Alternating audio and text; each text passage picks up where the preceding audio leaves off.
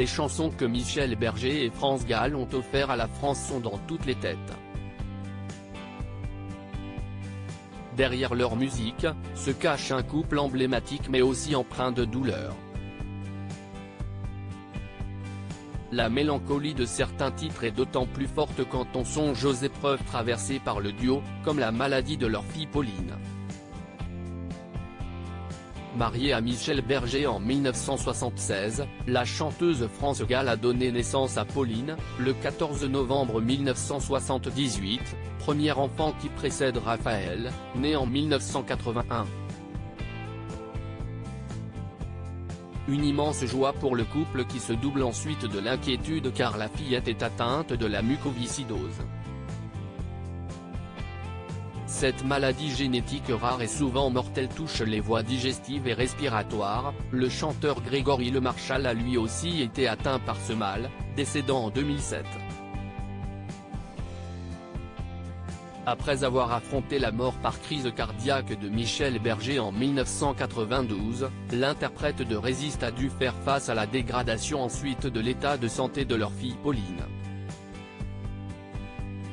Elle a décidé de se mettre en retrait de sa carrière après sa tournée pour l'album France en 1996, afin de se consacrer à son enfant.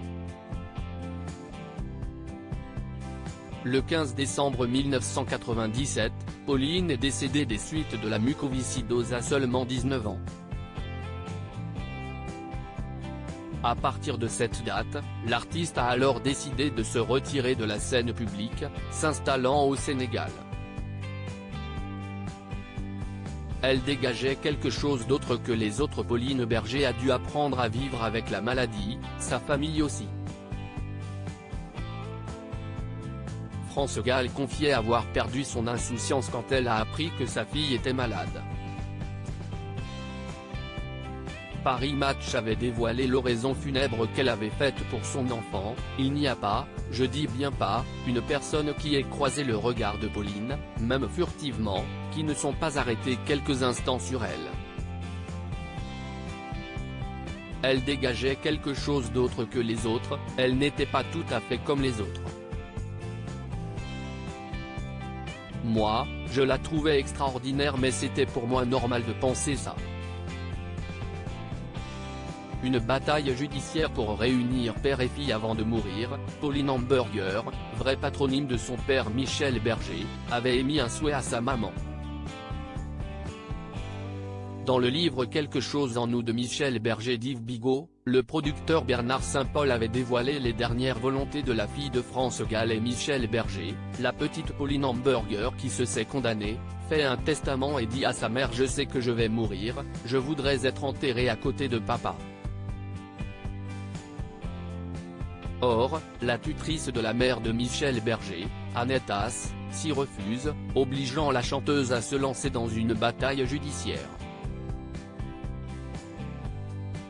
Elle obtiendra gain de cause et père et fille seront réunis dans le caveau familial au cimetière Montmartre à Paris. En 2018, France Gall les a rejoints, succombant au cancer à 70 ans. Si est extraordinaire de l'avoir connu pendant 19 ans. Comment survivre à la perte de son enfant?